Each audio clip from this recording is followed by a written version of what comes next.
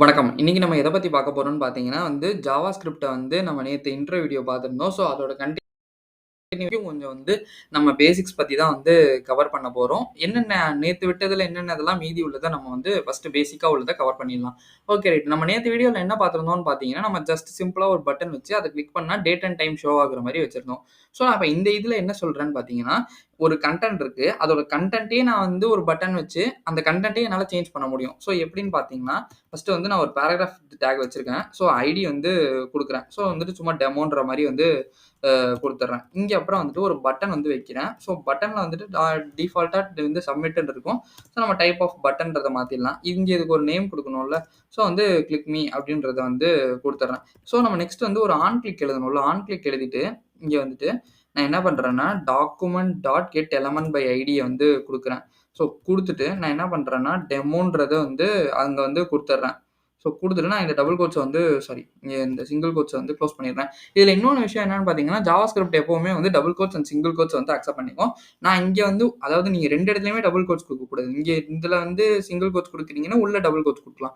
வெளியில double quotes குடுக்குறீங்கன்னா, உள்ள single quotes குடுக்கலாம். நீங்க இங்கே 2 இடத்துலயும் டபுள் கோட்ஸ் குடுத்தீங்கன்னா, அது கன்ஃப்யூஸ் ஆக ஆரம்பிச்சுரும். ஸோ எரர் த்ரோ பண்ணும். இங்க ஆரம்பிச்சு இங்கேயே முடிச்சுட்டான். மறுபடியும் இங்க ஆரம்பிச்சிருக்கான். ஸோ என்ன நடக்குதுன்றது அதுக்கு புரியாது. ஸோ நம்ம இந்த மாரி குடுத்துக்கலாம். நான் என்ன பண்றேன், நெக்ஸ்ட் உள்ள இன்னர் HTML தான் நான் டார்கெட் பண்றேன்.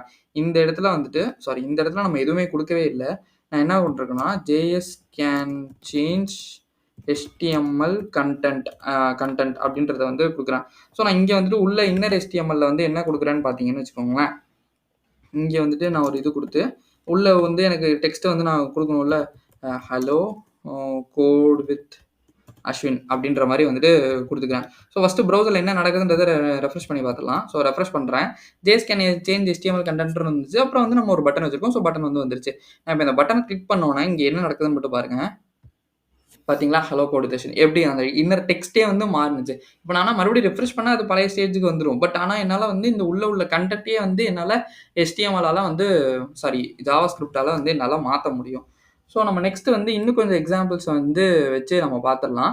இப்போ என்ன பண்ண போறோம்னு பார்த்தீங்கன்னா, இப்போ HTML கன்டென்ட் எப்படி சேஞ்ச் பண்றது அப்படின்றத பார்த்தாச்சு. நான் இப்ப இங்க என்ன பண்றேன், ஒரு CSS எப்படி சேஞ்ச் பண்றது அப்படின்றத பார்த்துடலாம். ஸோ நான் இன்னர் HTMLன்றத குடுக்கறதுக்கு பதிலா இந்த இடத்த மட்டும் நான் டெலீட் பண்ணிக்கிறேன். மத்தபடி அதே கோடே இருக்கட்டும். இந்த இடத்துல என்ன பண்ணியிருக்கேன்னு புரியலன்னா, இங்க ஆன் கிளிக் ஒண்ணு போட்டிருக்கேன். அதாவது நான் கிளிக் பண்ணும்போது நடக்கணும். ஸோ அதான் ஆன் கிளிக்கு. இங்க டாக்குமெண்ட்ன்னு போட்டிருக்கோம். ஸோ டாக்குமெண்ட்னா என்ன? HTMLலே ஒரு டாக்குமெண்ட் தான். ஸோ நம்ம டாக்குமெண்ட்ன்னு போட்டுட்டு டாட்னா அந்த அக்சஸ் பண்றதுக்கு property. Get element by ID. So நான் இங்க ஐடி தான் குடுத்துருக்கேன். ஐடி இஸ் ஈக்குவல் டூ டெமோன்னு சொல்லி குடுத்துருக்கேன்.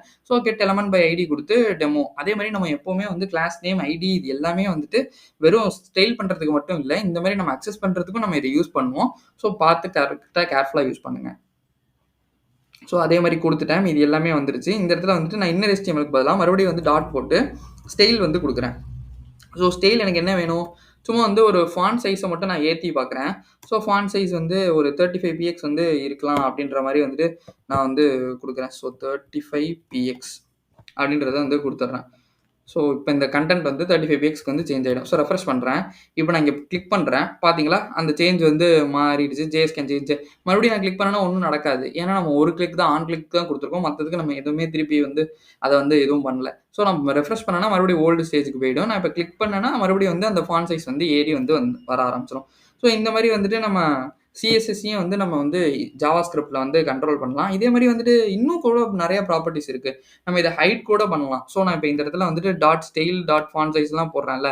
ஸோ இத நான் ரிமூவ் பண்ணிடுறேன்னு வச்சுக்கோங்களேன். நான் இந்த இடத்துல டிஸ்ப்ளே குடுக்குறேன்.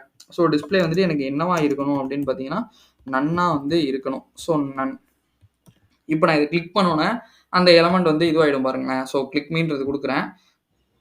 ஸோ ஏன் நடக்கல அப்படின்னா, இங்க நான் ஏதோ ஒரு தப்பு பண்ணியிருக்கேன்னு நெனைக்கிறேன். So display dot okay right. Get element by ID தான் குடுத்துருக்கேன். இந்த இடத்துல டெமோன்றது வச்சிருக்கேன். So okay right. நான் இங்க இடத்துல நான் ஸ்டைல்ன்றத நான் குடுக்கவே இல்ல. ஸ்டைல் ப்ராப்பர்ட்டிக்குள்ள தானே நம்ம எப்போதுமே டிஸ்ப்ளே போடுவோம்.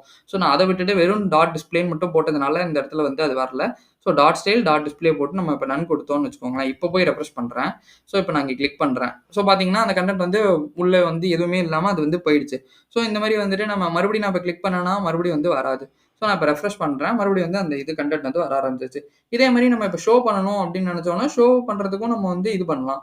ஸோ இப்போ நான் வந்து பை டிஃபால்ட்டா வந்து ஹைட் பண்ணி வைக்கிறேன்னு வச்சுக்கோங்களேன். எங்க இருக்கு? ஸோ இந்த இடத்துல ஐடி வந்து டெமோன்றது குடுத்துருக்கேன்ல. சும்மா இங்கேயே வந்து பக்கத்துல வந்து ஸ்டைல்ன்றது எழுதுறேன். எழுதிட்டு நான் என்ன பண்றேன்னா, ஃபர்ஸ்ட்டு வந்து டிஸ்ப்ளே ஆஃப் நன்னுன்றத குடுத்துர்றேன். ஸோ குடுத்துட்டு, இப்போ போய் ப்ரௌசர்ல ரெஃப்ரெஷ் பண்ணி பார்த்துடலாம் என்ன நடக்குதுன்றத. ரெஃப்ரெஷ் பண்றேன். பை டிஃபால்ட்டா அது வந்து இல்லவே இல்ல. அந்த இடத்துல வந்து அந்த டெக்ஸ்ட் இல்ல. ஆனா நம்ம வந்து ஒரு பேராகிராஃப் டாக் போட்டு குடுத்து வச்சிருக்கோம். ஸோ இந்த இடத்துல நான் என்ன பண்றேன் அப்படின்னு பார்த்தீங்கன்னா, டிஸ்ப்ளே ஆஃப் ப்ளாக்ன்றத குடுக்குறேன். ஸோ ப்ளாக்னா நம்ம என்னன்றத பார்த்துருந்தோம்னா, ஷோ பண்ணும் அப்படின்றது. ஸோ இப்போ நான் ரெஃப்ரெஷ் பண்ணுறேன். எதுவுமே இல்ல. நான் இங்க கிளிக் பண்றேன். கிளிக் பண்ணோனே அந்த கன்டென்ட் வந்து வருது. ஸோ இந்த மாரி வந்து நம்ம HTML, CSS, JavaScript இது 3த்தையும் வச்சு நம்மளால எக்கச்சக்கமான விஷயம் வந்து பண்ண முடியும். ஸோ இதெல்லாம் வந்து ஒரு பேசிக்கான வந்து ஒரு விஷயங்கள் தான். அதே மாரி பார்த்தீங்கன்னா, JavaScript யார் வந்து கிரியேட் பண்ணா, அதாவது இன்வென்ட் பண்ணா அப்படின்னு பார்த்தீங்கன்னா, பிரெண்டன் இச் அப்படின்றவர் தான் வந்து 1995ல வந்து இது பண்ணாரு. இன்வென்ட் பண்ணாரு. ஸோ இதே மாரி இன்னொரு டவுட் வந்து நெறைய பேருக்கு வரலாம். ஸோ JavaScript, ஜாவா இது 2மே ஒண்ணா அப்படின்னு கேட்டீங்கன்னா, இல்லவே இல்ல. JavaScriptன்றது டோட்டலா வேற. ஜாவான்றது டோட்டலா வேற. நம்ம JavaScript வந்து பத்தி பார்க்குறோம். ஜாவான்றது நீங்க பேக் எண்ட்ல எழுதுறது அந்த மாரி வந்து வரும். ஸோ இதனால வந்துட்டு நம்ம JavaScript, ஜாவா இது 2த்தையும் வந்து கன்ஃப்யூஸ் பண்ணிக்க வேணாம். இந்த வீடியோல உங்களுக்கு வேற ஏதாவது டவுட் இருந்தா வந்து கமெண்ட் பண்ணுங்க. நான் உங்களுக்கு கண்டிப்பா ரிப்ளை பண்றேன். இந்த வீடியோ புடிச்சிருந்தா லைக் பண்ணுங்க, ஷேர் பண்ணுங்க, சப்ஸ்கிரைப் பண்ண மறந்துறாதீங்க. தேங்க் யூ ஃபார் வாட்சிங் திஸ் வீடியோ.